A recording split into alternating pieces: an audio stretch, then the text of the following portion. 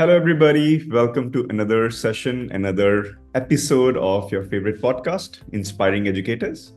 We have an inspirational education leader with us today, Mrs. Vineetha Anil. Well, soon to be Dr. Mrs. Vineetha Anil, who's been creating a lot of impact in the field of education for over 25 years, almost 25, 26 years now.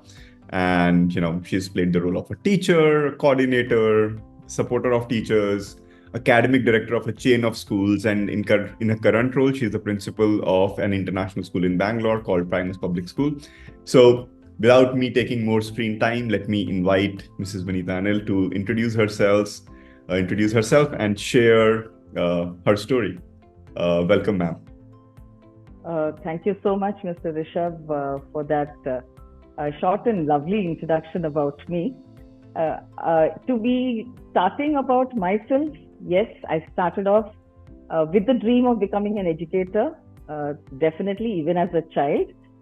It was not an option that I chose just because I didn't get anything.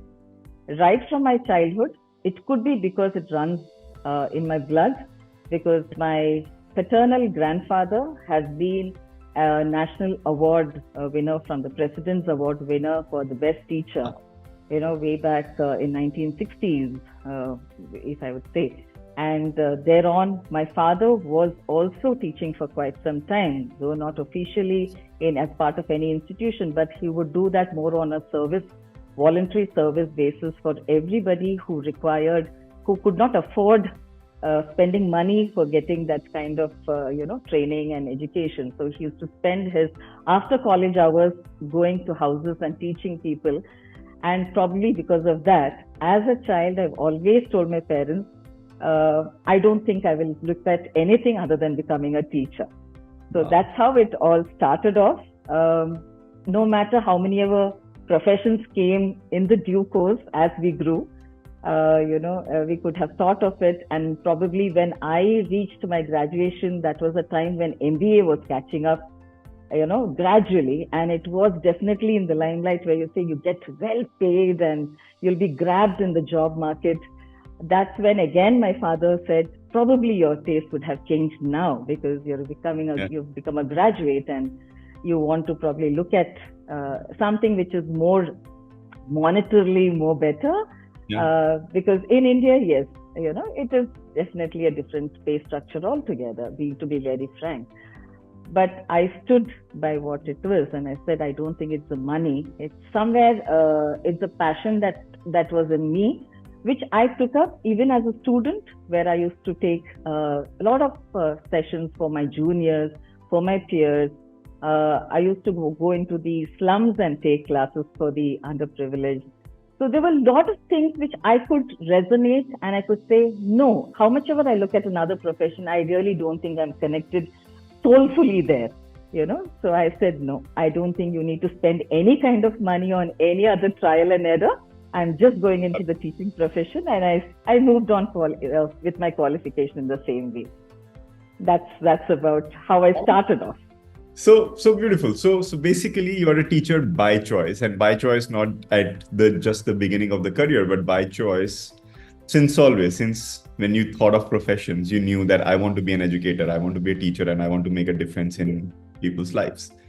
So while you shared that it was literally running in your blood, what was that one thing that really attracted you towards being a teacher?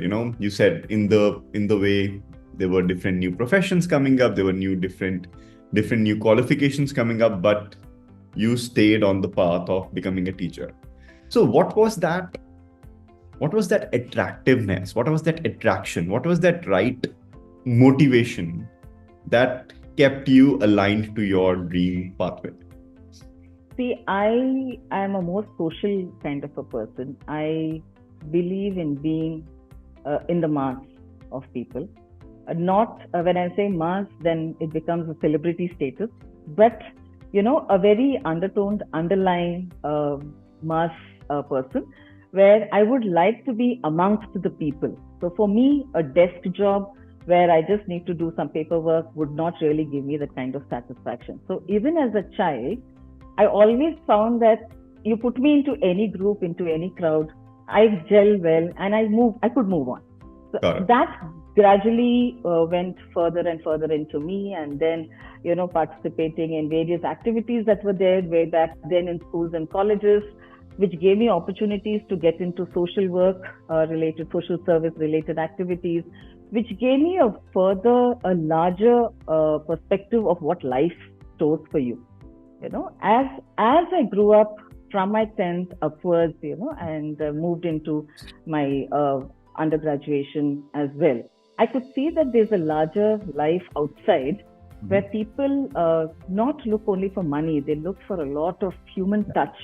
Yeah. And all that they need is a person who just listens to them. And what better profession can you choose than being in the teaching profession, where you're touching the tiny, tender souls who Absolutely. take it on for their entire part of their life. You've groomed them at that tender age, and they know now they can pull it off. I don't think I can do this magic if I was in a corporate, because they've already bloomed and they're already done and ready. Right. But I cannot do a greater miracle in somebody's life other than touching the younger ones, So that's something which kept me going. So I used to take tuitions at home, just to be, even as a student. When I was a student, I used to take tuitions for the ones who are younger to me. It was not the money factor. They paid me whatever they felt. It would be my pocket money. If they never paid, it didn't matter.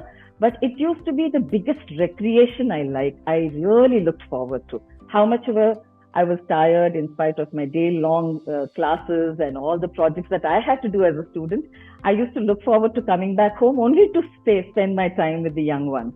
And It is definitely a continuous learning. It's a continuous learning with every child you deal with, and learning never stops. So this is the best profession to be in if you love to learn. Wonderful, wonderful. So the eye of the bird that you were targeting was, how can I impact lives? How can I be with people and identify what do I need to learn so that they can learn better with me? And 26 years is a long period of time. So what started as a passion has brought you here. The question is, in these 26 years, have you ever regretted your choice? Have you ever regretted that, should I have done something else? Never. If you give me a chance and say that you would pay me probably fourfold, and say that we'll give you a very, comfortable pace of work, I would still say a no to it. I would still say that I would not be probably associated with an educational institution, but I'll sit back home and still connect to the passion of my profession in a different way. And that's what I did even during the COVID time. So this is what I am. And if this is not there, I think I wouldn't be existent at all. My soul wouldn't exist at all. So I don't think I can put myself into any other profession. Super.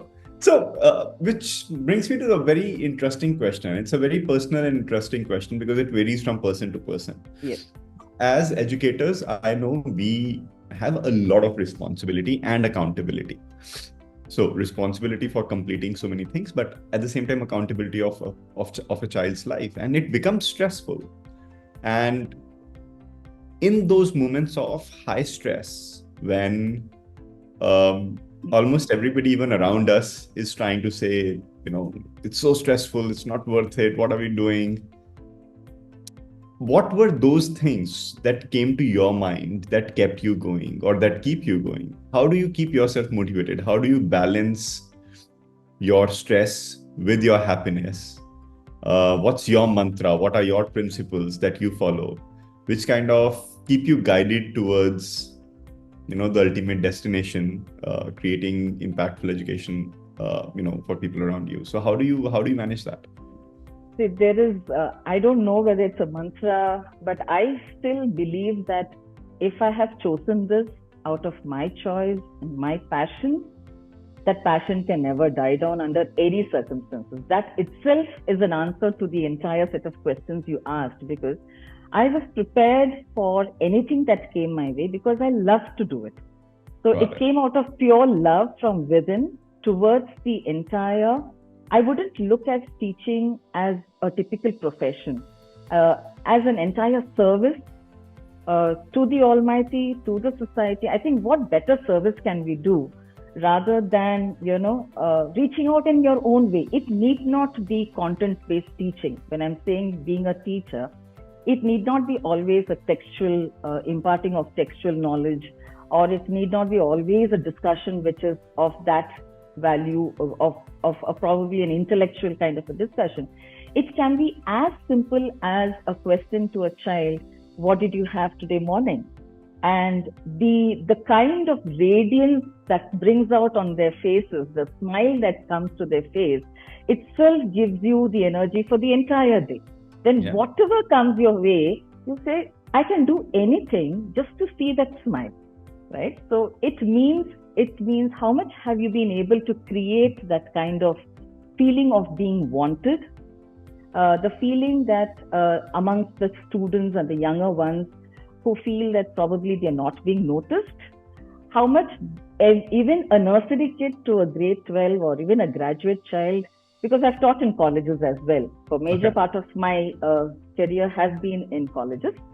So even if I'm talking about a postgraduate student, they also look out for attention, and we do as adults as well. And when it comes, when there's an informal relationship that is being shared between the teacher and student, you don't have to touch your subject at all. It happens automatically because of the connect you have created with your child, and they do anything just because they are in love with the entire relationship, right? Yeah. So that is the magic, and that probably keeps me going. And I always say the best profession to remain youthful is that of a teacher. You will always remain young at heart, because every generation, every batch that comes, you learn something new, you find something more energetic, and you're always looking out and seeking out. The one moment you reach a stage where you say nothing more to seek, then I think you're stagnant.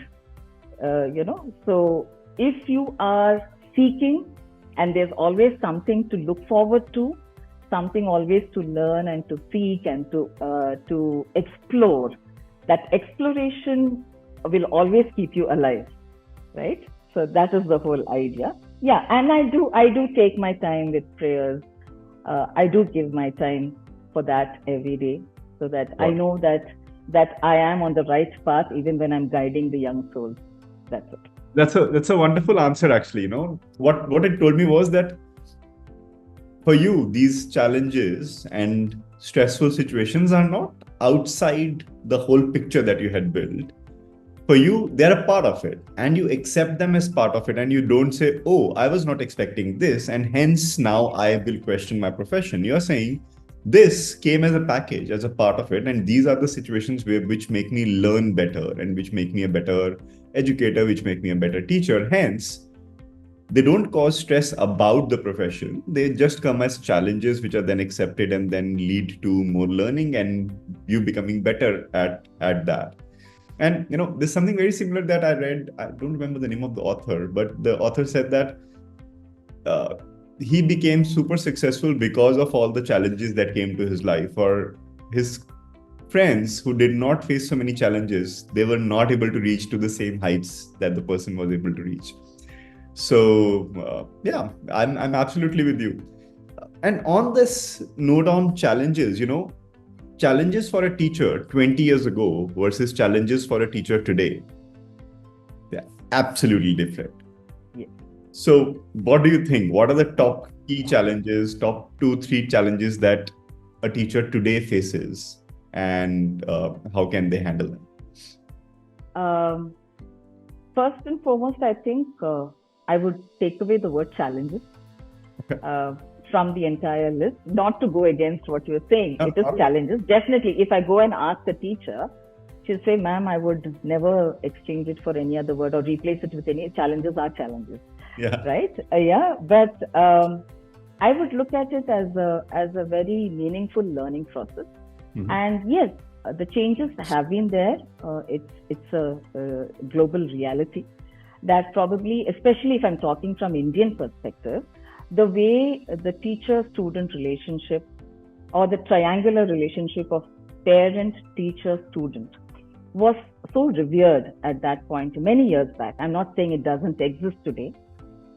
probably the teacher was kept on a threshold many years back, and the parents never bothered, or they always told the child, or we as children also were grown up, we were groomed that way to understand that teacher is the ultimate person. What he or she says is ultimate.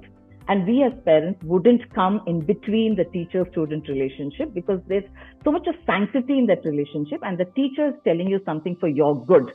It might sound harsh to you, it might be unacceptable to you as a student, but please take it, move on, because for the larger part of your life, this is going to be your learning and it will be useful for you. So our parents never came in between the two. But today's scenario is a little different, because one, the children are more exposed to a lot of learning naturally, because everything is at their fingertips. So they're already aware of, starting from the subject knowledge, which is the content knowledge, to the global affairs, they're already well aware. So the first and foremost thing that any teacher needs to be prepared is how he or she is well prepared for any kind of discussion that can happen in a class. I cannot be saying that I can keep a class glued to my to my lecture or my teaching just by delivering whatever was there in the text anymore. So I would have to keep myself 360 degrees always, or beyond that if it ever exists, ready for any kind of discussion, very open-minded about the fact that though I am standing today because of my years of experience on this side of the table, I'm still that side mentally, because I'm still a student and I'm still learning.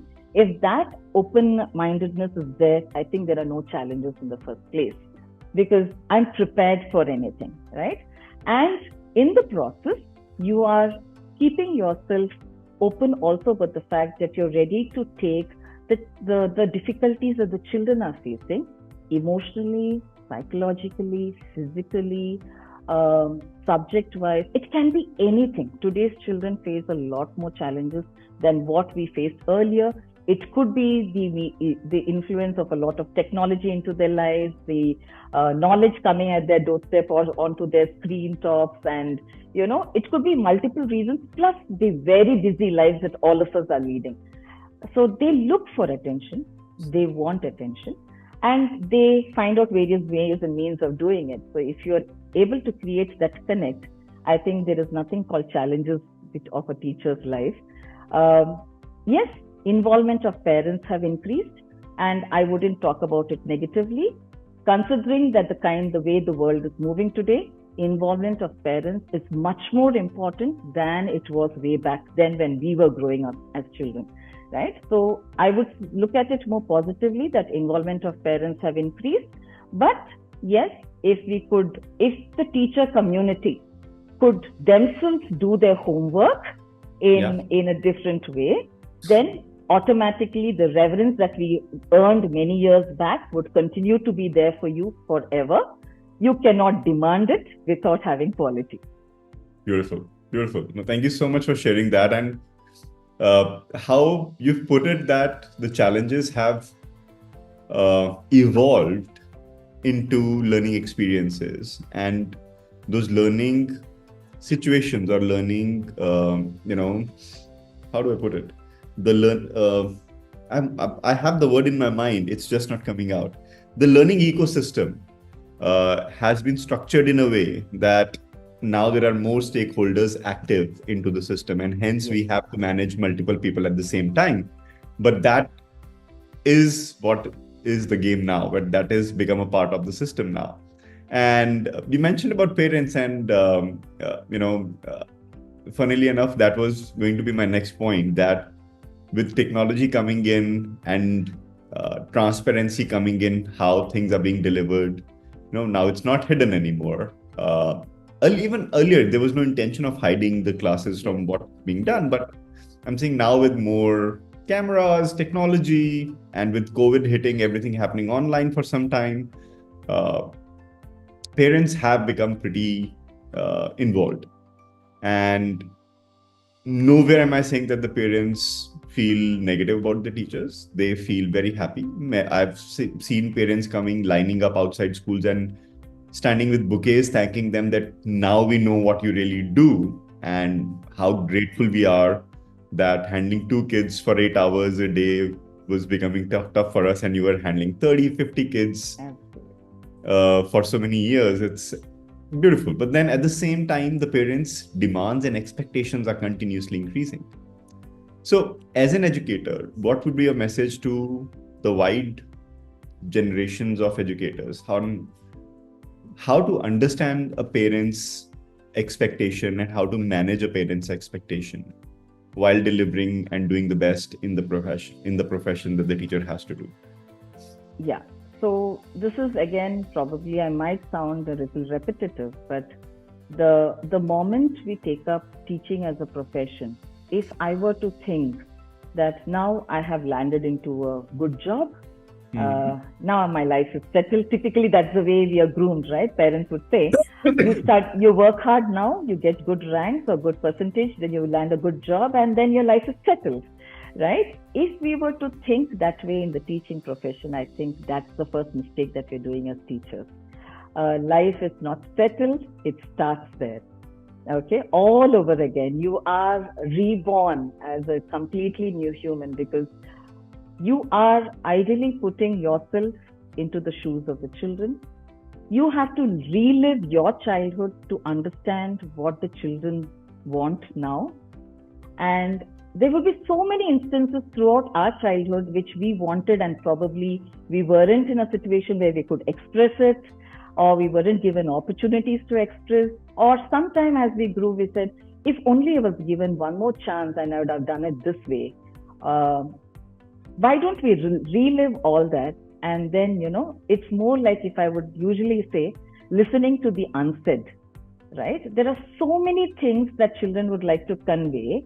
And if you're able to cater to that by just putting yourself into their place, then I think you've automatically catered to the parents' requirements, because the child goes home happy, looking forward to coming back to school the next day, again goes back in the evening with a lot of stories to share and all joyous things to share, with not just the fun part of it, even the kind of sharing in terms of how the teacher took a class, how the subject was dealt with.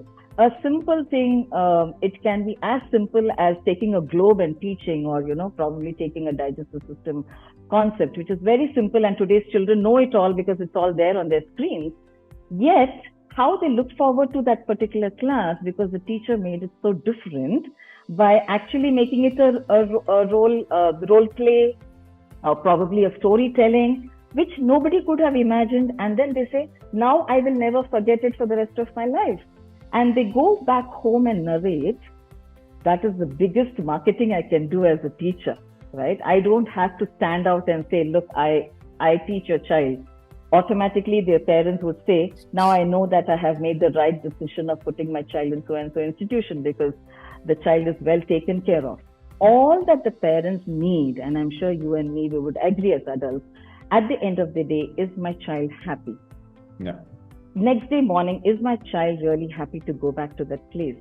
Yeah. Right? And if that is happening, then my child is definitely taking away something on a daily basis. If that you are doing, then automatically you're strong enough to be facing any parent's queries, any parent's request, and any parent's demand, because you have automatically answered it for them. Yeah. So nothing would come in your way.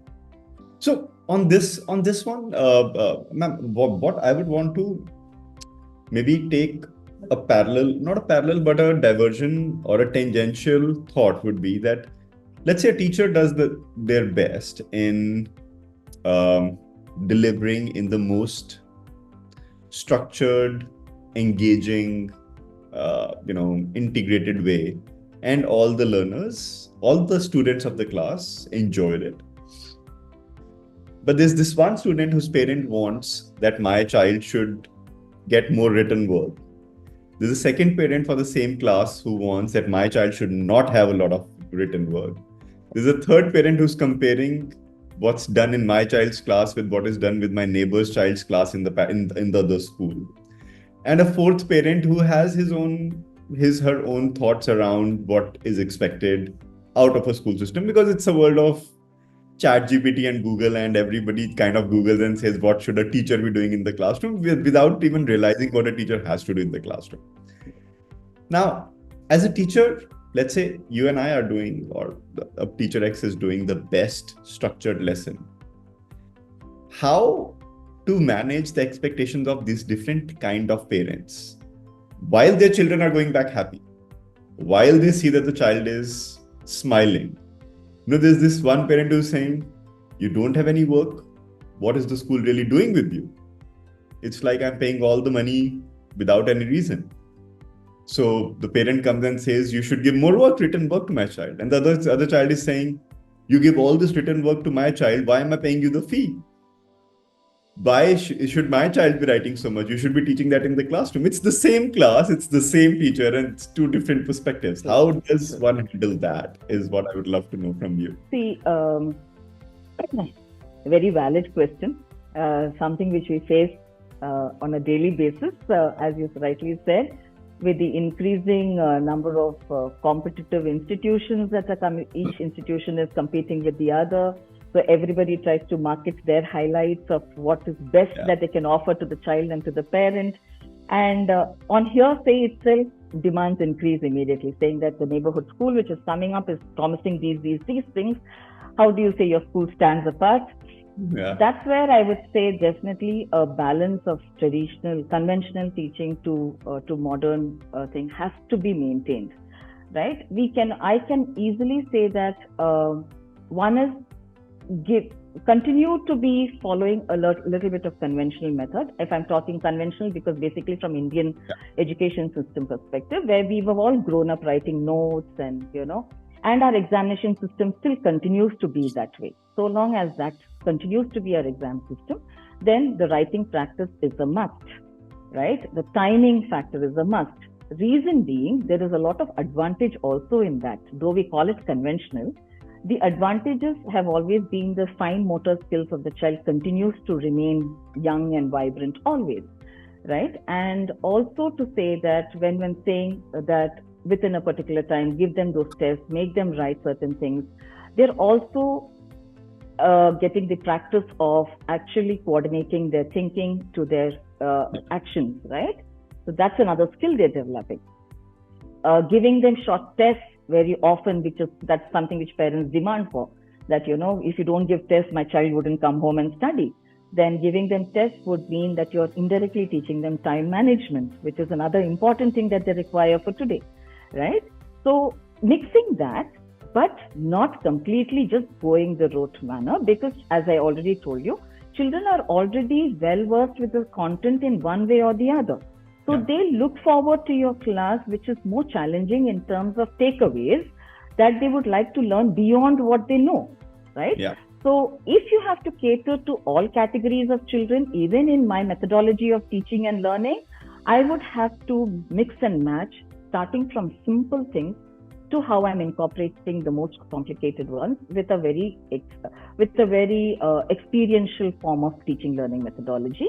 At the same time, see what they have taken away by making them write small short passages of what they have learned, and then try to amalgamate that with the textual knowledge, because for exam perspective, definitely when they're reaching the board levels, they need to be having the textual content.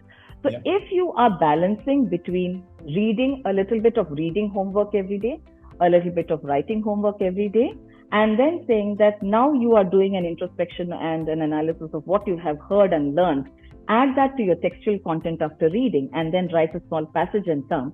What else? Because this is not easily going to be available on your chat GPT, right? What the child learned personally in the class is not known to the chat GPT at all, right? So the child would have to amalgamate all that, assimilate everything, put that together, and then present it. I think we are automatically... No, I'm absolutely with you on that. I'm 100% with you. And I'm pretty sure that every school, has their unique methodology, which they have designed after very careful, discussions, after very careful, planning structures in place. My question actually was coming from a very different perspective. I'm saying, imagine you have this very balanced approach. And this perfect approach, which is I'm saying it's the best way of teaching. And let's assume for Right, a second, it is the right. best way of teaching. But still, there are these three different parents who want different things from the same system. So I think the important point there would be to manage that stakeholder, which is the parent, as efficiently and as, for the lack of a better word, maybe tactfully, uh, in as engaging way as we are treating the child in the classroom today. Yes. So how does, or what should a teacher be keeping in their mind today when they meet a parent? Or should a teacher do something proactively to keep the parent, informed or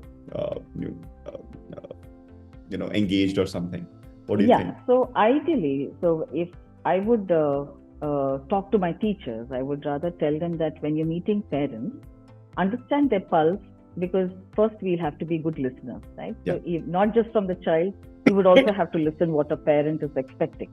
Absolutely. Most of them would come and say, you've done this already and we are very happy with you, and but it would be good if you could add on this. So take every feedback that's coming your way, and let's see how we can summarize it and put it into a nice structure all over again and put it into our already existing system. But as you rightly said, I would have one among my 30 students' parents, one extreme case who is expecting that, no, see, look, we are both working parents. My child comes back home and then he or she gets glued to the screen and goes on. The list of complaints go on. And to keep my child engaged, if you just give some reading and a short writing, would not suffice.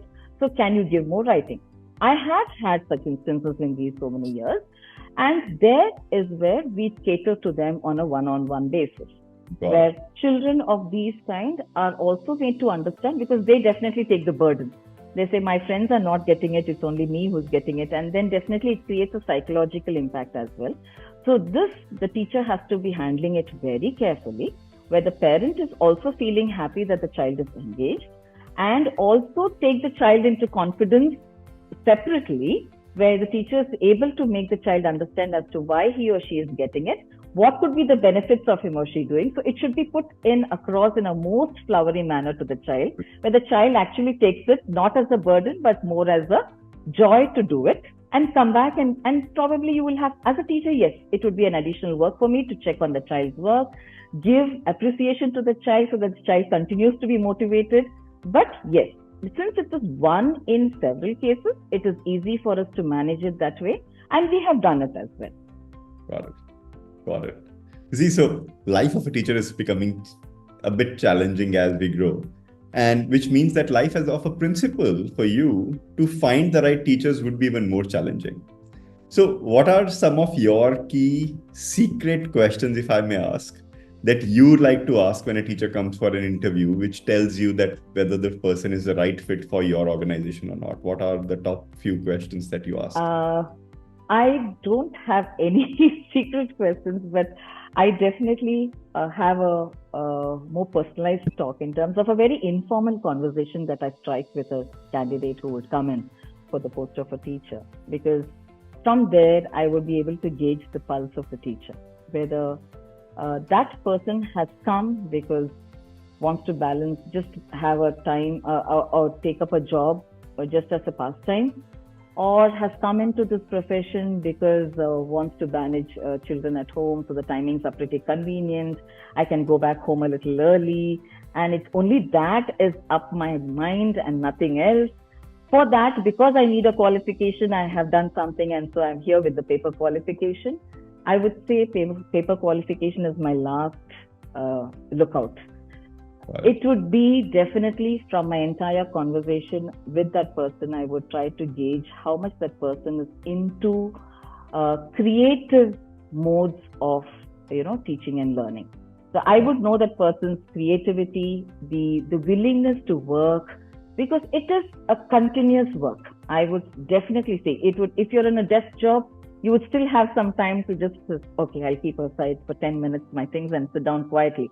But when you're a teacher, you cannot get that me time at all in school, right? So you would have to be ready for that kind of work, any kind of work given to you, because you will have to decide and understand that it is not for your sake or the month end salary that you're getting, it is for the children round the clock that you're working. So if we find, when I'm usually conversing, and though usually I ask them why did they choose to teaching when compared to anything, based on their qualifications and their age and the years of experience, I would definitely ask them. But in my conversation, I try to gauge that to see how passionate they are towards it and whether the fire in them would continue for a longer time. Then I know, yeah, I've got the fitting candidate. Got it. And here's the entire question for the same. What is that one thing that you see and you know I don't want this person in my school? If the person is not pleasant, I'm not talking in terms of just physical. Each of us can appear to be very different, and we don't know what challenges they have gone through to even reach this place for an interview, right? Yeah. After having a pretty long conversation and making the person feel comfortable, before I could say, okay, done for the day, and or fine, we can call it a day and things like that. But if I find that the person is not very, very pleasant about anything that we are talking about, then I would say this candidate is definitely not for my children. Because as an adult, I can take it, but not my tender soul. Definitely not. So I need somebody who can be pleasant, no matter whatever hurdles I would have faced the previous night till the time I came to school. I have the ability to keep it away because I'm working with the tiny, tender souls. When I'm saying tiny, even my 12th graders or my college students are still tiny for me. But I'm dealing with somebody who's looking forward to seeing me and interacting with me through the day. And I cannot disappoint them because I'm unpleasant. Right. So a pleasant person is the best fit for teaching profession. Perfect. The last part of the conversation, which is something which is very, very close to my heart. So there's a very large, radically increasing teacher shortage globally. As we talk right now in the year 2023 to 2024 now, the teacher shortages stand at around 35 million teachers shortage globally, and it's expected to touch around 70 million by 2030, which means that our current teachers are retiring and our next generations are not getting into teaching, which basically means that teaching profession is not attractive anymore. What message would you like to give to the next generations, let's say college students or 12th standard students? Or let's make it a situation. Imagine you're standing in the middle of a stadium full of 100,000 or 1 lakh fresh graduates who are standing on a crossroad where they have to decide whether they take the teaching profession or take some other profession. And you have to talk about the teaching profession. You have to pitch the teaching profession, sell the teaching profession to these 100,000, these 1 lakh students, that what makes teaching profession special, why should they choose teaching as a profession, and get as many of them to become teachers as possible. What would be your message? And I'll request you to kind of answer this as if you're talking to these 1 lakh students right now. That students in the stadium, this is my message for you about the teaching profession. What would that be? Oh, a very interesting question though. And I think I can go on and on. If I'm keeping all my student community over the years right in front of me, no doubt most of them have got into the corporate. But if I'm keeping all of them right in front of me, and if you're giving me this opportunity, definitely, or I grab that opportunity, I would say the best teaching is the best profession out of all professions, because you are the creator of several more professions. So the only profession that allows you to be officially a creator is that of a teacher. And if you want to transform yourself, you can automatically do it by transforming others' lives um, without doing anything extra. Your ongoing life, your personal, your professional life will automatically be taken care of because you're learning several ways of tackling humans of various qualities, various vibes, various mood swings, various psychological backgrounds, economical backgrounds, cultural backgrounds. And if you're able to manage all of them, that means you're a true successor because no money can help you buy all these learnings. How much ever you have spent, these learnings would not come to you through any other profession because you are dealing with n number of students who are coming from these backgrounds. So a teacher is a teaching profession. I would suggest that you take it up because it gives you a chance to relive your childhood, to correct several things that you probably couldn't do when you were a child or when you were growing. So you have now been given the baton to change several things because you're the king or the queen of your own classroom where you're walking into. So use it judiciously. No other profession will give you this authority. No other profession would give it to you so beautifully on a platter to make the transformation that you get to see before the end of your life in the world ahead of you. You would see a lovely, beautiful world. And wherever you go, you will always find that you're being recognized. No other profession will give you. So it is something which will come to you automatically. And to repeat, no money can give you that. That's my message. Wonderful, wonderful, wonderful. Thank you so much. Thank you so much. Thank you. And, with that beautiful message, let's bring a close to today's podcast, today's episode. All the listeners, I'm pretty sure you enjoyed today's conversation, a direct heart-to-heart conversation with Mrs. Vineetha Anil. We discussed so many things from teacher's perspective, from principal's perspective, from a journey of an education leader's perspective, and finally that message to that stadium full of students who are deciding on their profession. Thank you so much for being so kind and being so considerate about all of your answers. And I'm pretty sure all of us, all the viewers, all the listeners have loved, and they will keep coming back to this episode to know more about you and more about the teaching profession.